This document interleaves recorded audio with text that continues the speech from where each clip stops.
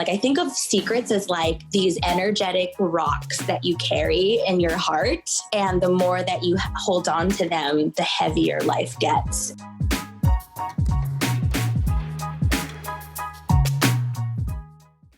So, how does it feel when you play Roll Up to Win with Tim Hortons? Buy a hot or cold beverage using the Tim's app and find out. Roll in the app for a chance to win prizes ranging from free coffee and donuts to a Universal Orlando resort vacation or a sweet car.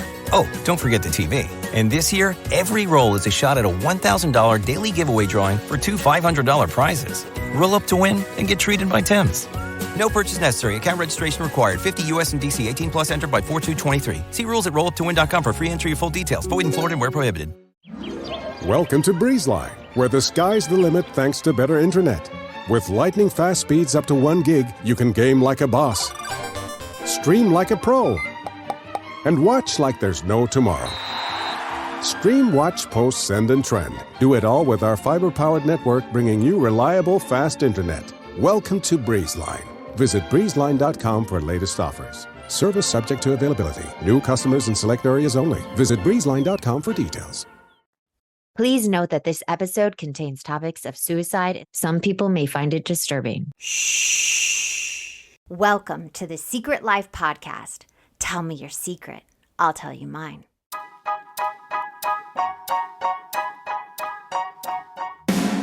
Sometimes you have to go through the darkness to reach the light. That's what I did.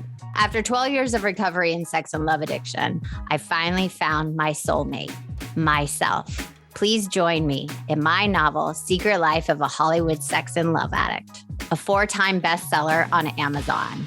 It's a brutal, honest, raw, gnarly ride, but hilarious at the same time. Check it out now on Amazon.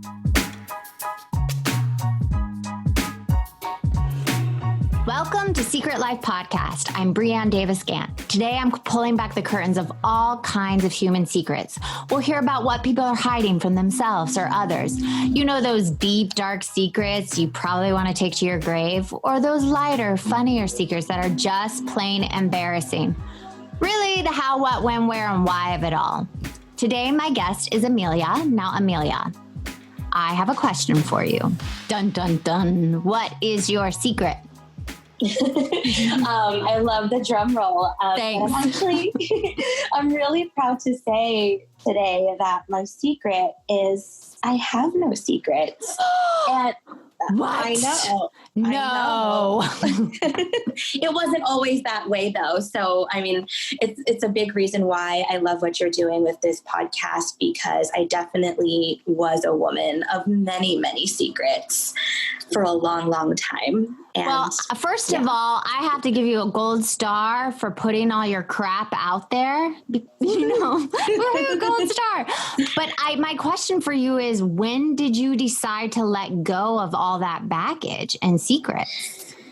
I would have to say I letting go. Like I said, I had many secrets for years. Can you tell us some of your old secrets?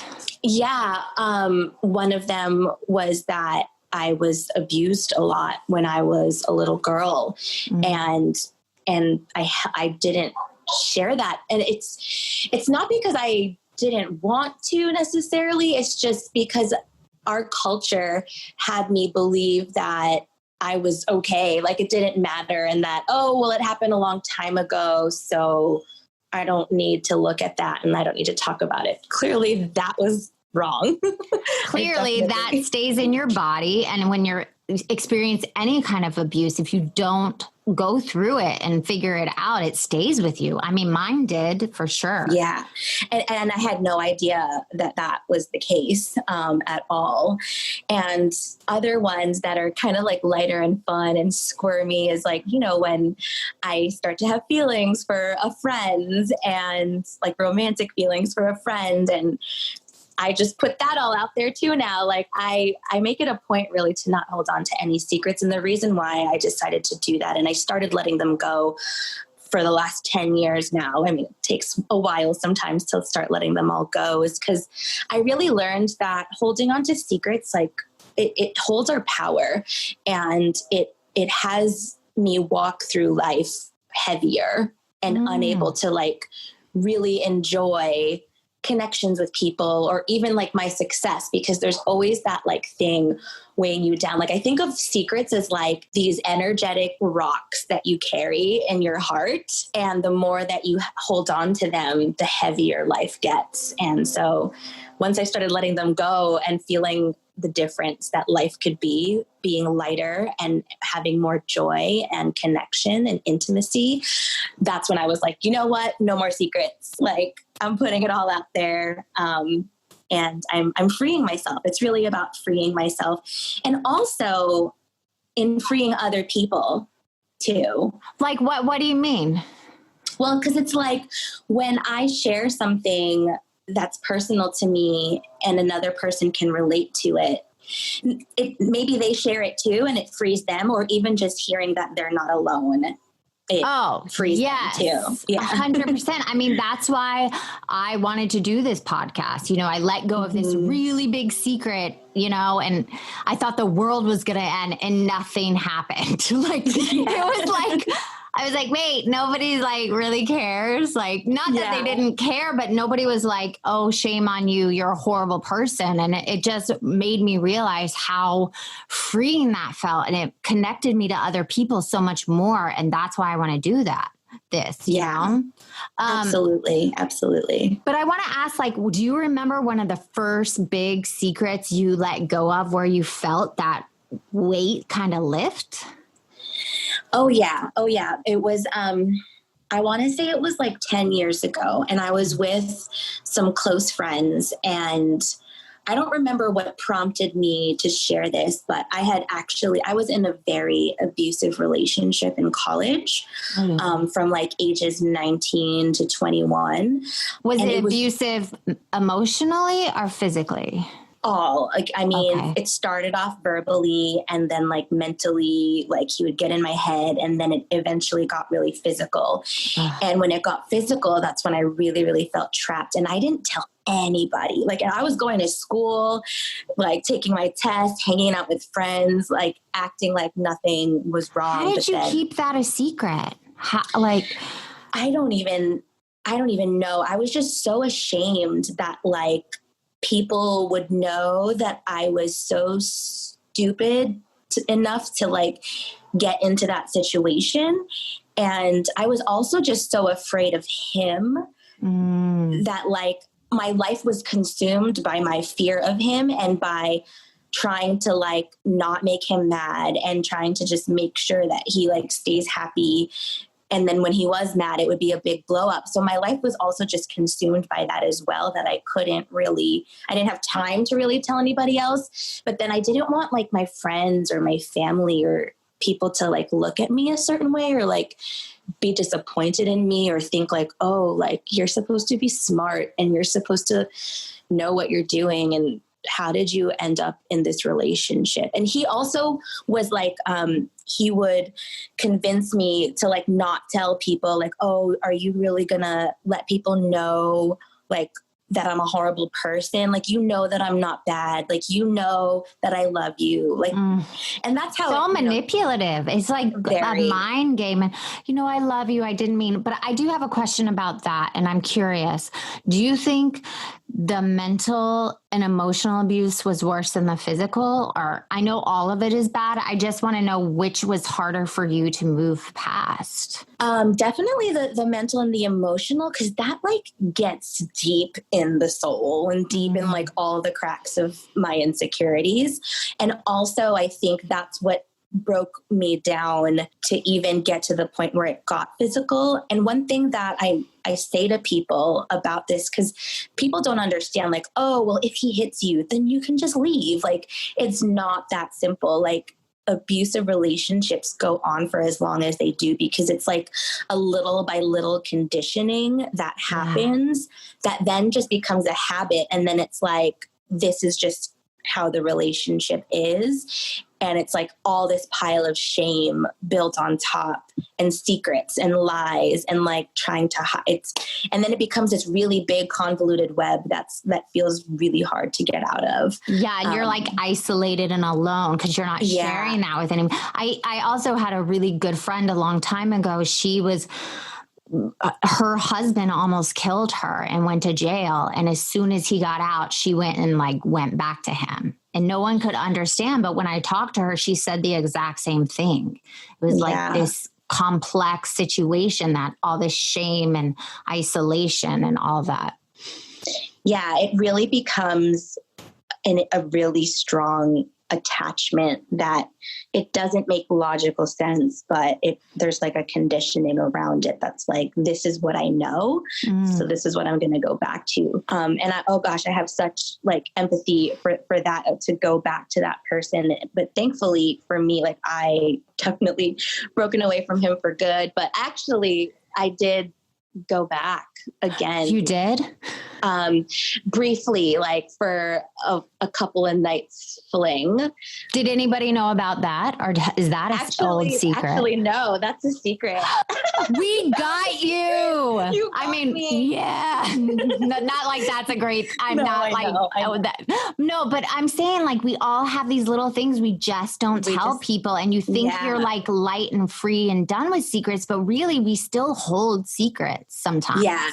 No, it's, and I said I have no secrets, knowing that I probably do, but yeah, so we can always uncover something. But yeah, I just actually, as I was saying it to you, I was like, oh my gosh, I actually never told anyone about that. Wow. So that's technically a secret. Well, now I told you, so now it's out there. now you're free of it. But you were talking about that moment where you let that big one go. I think it was about this relationship. Yeah. And the other big part of that secret was that when I was in such a desperate moment to get away from him, when he was really like berating me and like emailing me and texting me and calling me, and I was trying to get away, like I really was. And he was saying things like, you're worthless and you should just kill yourself. And you're so selfish, and all these like terrible bad names that start with B's and C's and F's and all of that. And I was so desperate. I didn't know what to do. I just went to the store and I bought all this Advil and pills and NyQuil, and I drank a bunch of it. And I just wanted to get away. I didn't want to take my life. It was an interesting thing to like explain to the doctors, because as soon as I did that, I immediately went to a friend and I was like, I need you to take me to the hospital. This is what I just did. Right. And so that was the other big part of this secret that I let go in that moment. And I think that's probably what sparked me to say that, because I think it was a group of close friends and we were just like naturally revealing stuff to each other. And someone mentioned something about thoughts of suicide and things like that. And I mentioned, I attempted it once. And so then I told them the whole story and why. But it's it was really like a cry for help for me, because I did not want to take my life.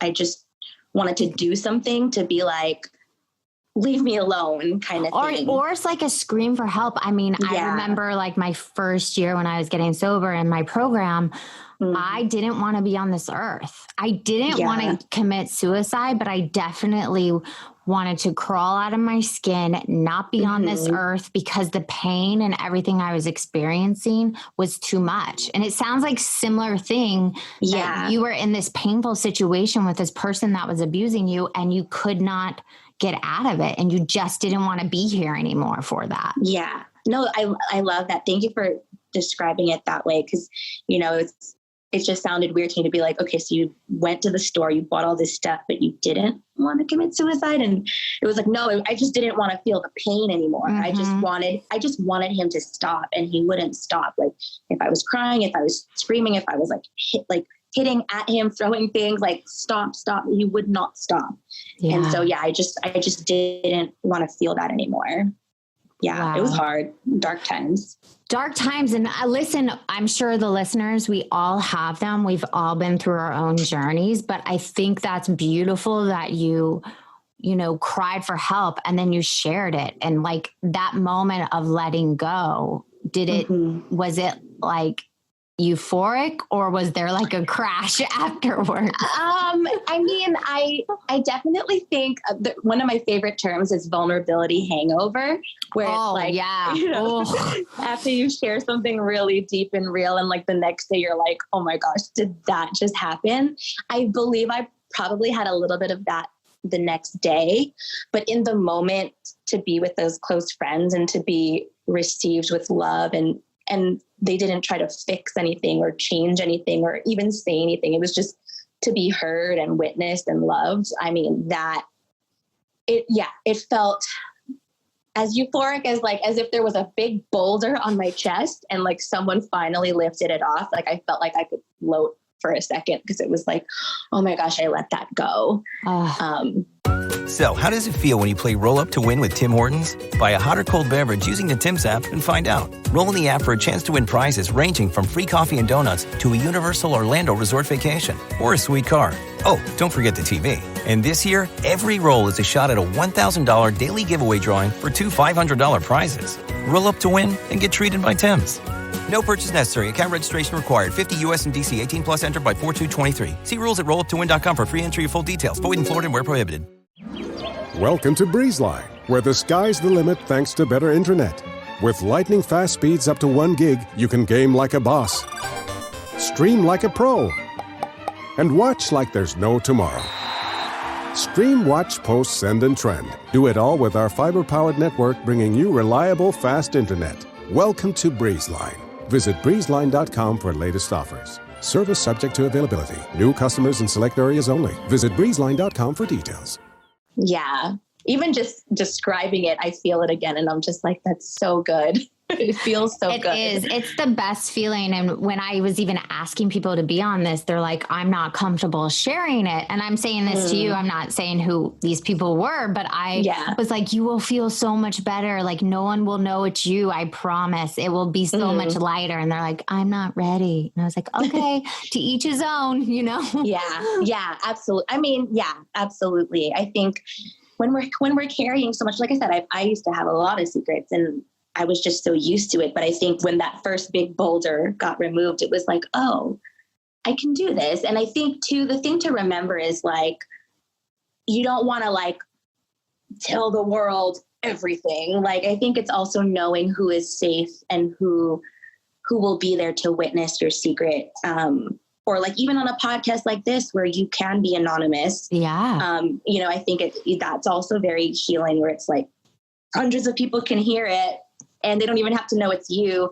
But even just saying it out loud is so freeing.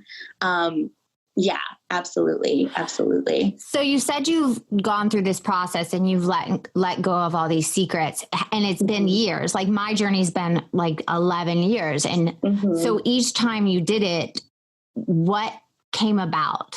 Like, is there like something specific? Like each time you let go, you felt like a little different, or?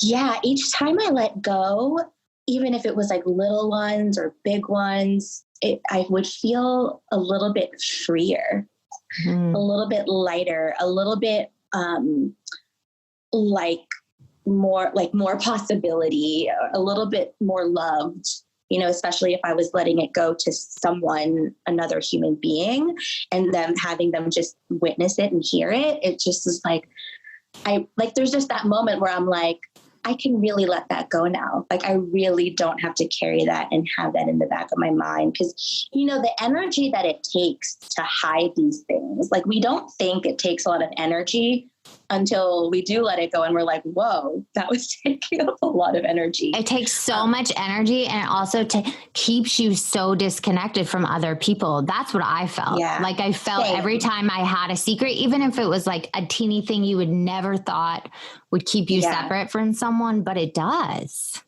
It's kind of like, where you have the pebble in your shoe and no one else can see it. And you could easily pretend to walk and be like, whatever, I don't feel like taking my shoe off right now, so I'll just keep walking. But little by little, it'll start to like get at your foot and eventually like probably cut it up or just be really uncomfortable. And it's not impossible to walk with that.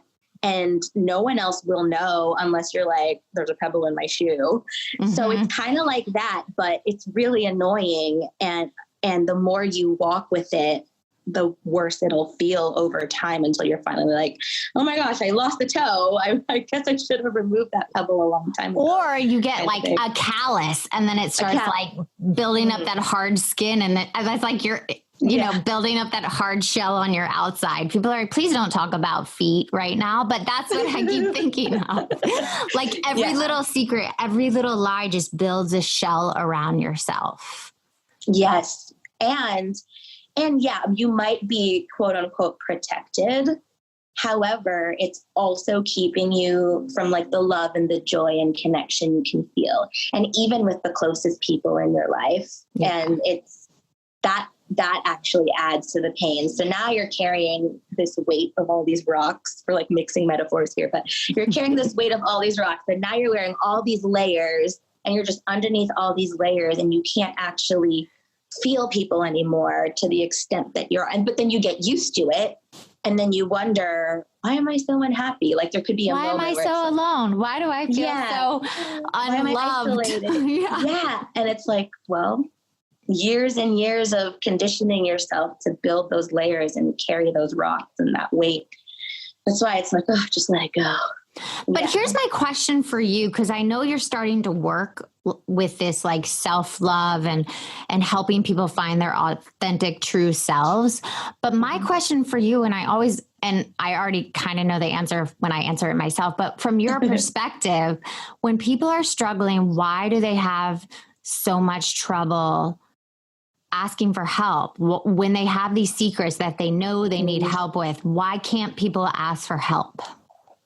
Well, I think one of the big things is we're conditioned not to. I mean, from the time, at least here in the United States, because this is where I went to school, from the time you're in first grade, you're conditioned not to cheat, quote unquote, which means you're conditioned not to ask other people for help. Like from the time we're 6 years old, we're taught, oh, if you ask someone else for help, that means you weren't good enough to do it on your own. And I think a lot of our schooling systems condition us that way. And our culture too, it's like there's this sense of pride and like completing something on your own and doing it all yourself. And this belief that asking for help is a sign of weakness.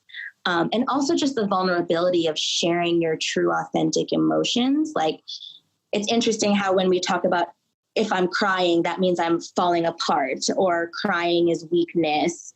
So there's all these associations that we have with things that are actually really natural, but then we attach like a negative meaning to it. And actually one of my friends, we were talking about something random today because on the time that we're recording this, it's raining here in New York City, which is where I am right now.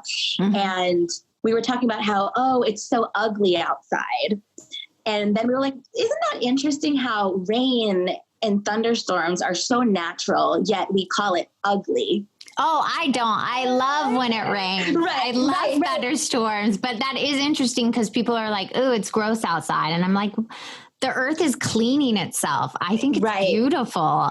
Right. And I think thunderstorms are, with the darkness and then the lightning and the sound, it's beautiful. But it's interesting, like when we notice as something as simple as the weather, that we attach a negative meaning to something that's natural. So crying, feeling sad, feeling angry, feeling jealous, feeling greedy, like all of those things are natural things. And then it's like, oh, if you're crying, you're falling apart, you're weak. If you're sad, then that's showing your weakness. And that means that they win.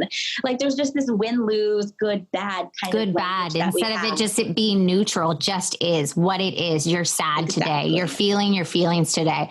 And the beautiful thing, and I'm trying to teach my son too, that we're talking about like feeling your emotions and crying, that I allow him to cry. I'm like, I know you're upset. It's okay. Like, because I don't want those feelings to get trapped in him like it happened to me, like it's happened to other, especially young boys. Yeah, absolutely. Especially. Yeah, no, that's so beautiful. I love that.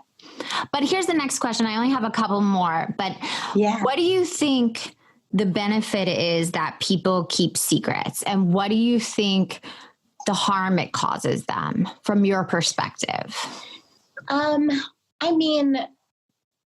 when the benefit of keeping secrets is you avoid the negative reaction or the backlash that you will get, and that's kind of why a little bit earlier I mentioned about there is such a thing as like revealing too much and also revealing to the wrong people.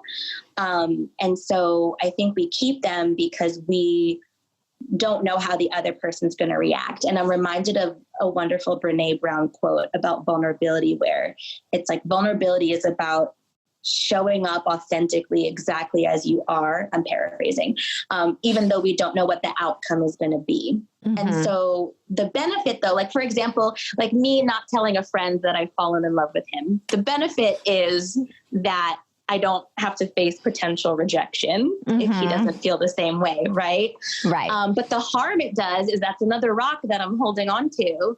And also he doesn't know that someone loves him, in that way.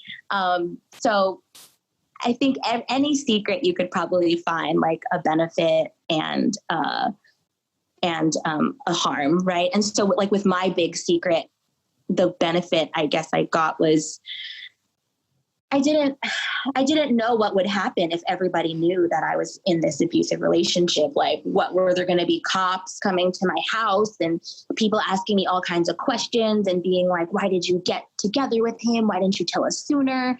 I think we just like make up this. We think of the worst case scenario of what could happen when we reveal the secret. And so we want to avoid that worst case scenario. And that's why we don't reveal. And so we think that's a benefit. But really it's the harm. Yeah. And then the harm, there's harm to yourself because you're holding on to it, that pebble that's going to eventually like cut you up or create calluses and stuff. And also, I mean, there's so many ways that it could harm other people in your life as well.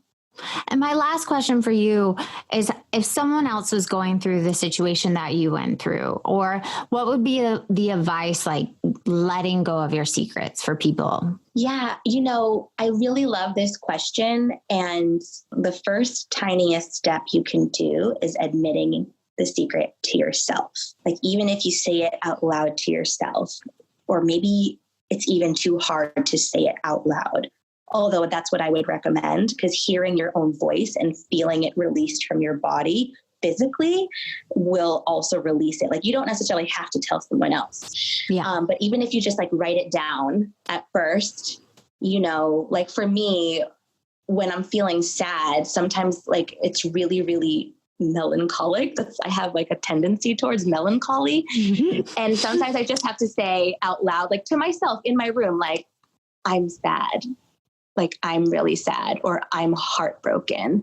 And even just saying it out loud to myself relieves a lot of that weight. And so I would say, don't feel pressured to like tell the world or hop on a podcast or scream from the mountain. Come on. But also definitely come onto the podcast. But I'll say like a tiny step, right, would be to first admit it to yourself. And then I think from there, a natural next step would be, who's a trusted friend or trusted advisor or mentor that you can reveal it to. Because I will say too, revealing it to another human being is so freeing, more than admitting it to yourself. And you can say to them, I just need you to listen and love me. I don't need a solution. I don't need a fix or whatever, right? But like, just please, will you sit? I'm about to reveal something that's really big, and just have them witness and love you through it. And that is, But first step to yourself if it feels like too much, and then get on Brianne's show. Yes, then come on and reveal it to me, because I have no judgment. Exactly. Well, if people wanted to find out what you're doing now to build the self-love, to letting go of past trauma, where would they find you? Oh, yeah, absolutely. So my website is selflovestory.com. So just all one word, selflovestory.com. And when you go there, there's a ton of free resources. I actually just revamped my website where you can look at 3 different categories: dating and relationships, career and business, or money and abundance. And when you click whichever category you want, there's like free videos, podcasts, blogs, all kinds of just free resources there for you to devour. And I'm really happy because it's a recent new revamp of my website. And so, I know sometimes it takes a lot to reach out to someone. Like there's always a possibility to reach out to me through my website, but I know that that's a big step sometimes. So I like to just give the resources that you can read and listen to. And there's a lot there for you. Well, thank you so much for coming on and sharing your past secret and also revealing a new secret that you didn't even know you were carrying around. I didn't even know. I know. You're really good at this. See, definitely get on the show, guys. Well, thank you. I appreciate it so much. You're welcome. Thank you for having me on. And if you want to be on the show, please email me at secretlifepodcast@icloud.com. Until next time.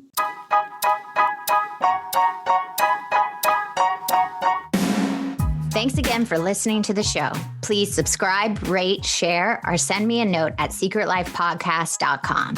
And if you like to check out my book, head over to secretlifenovel.com or Amazon to pick up a copy for yourself or someone you love. Thanks again. See you soon. Welcome to BreezeLine, where the sky's the limit thanks to better internet. With lightning fast speeds up to 1 gig, you can game like a boss, stream like a pro, and watch like there's no tomorrow. Stream, watch, post, send, and trend. Do it all with our fiber-powered network, bringing you reliable, fast internet. Welcome to BreezeLine. Visit breezeline.com for latest offers. Service subject to availability. New customers in select areas only. Visit breezeline.com for details.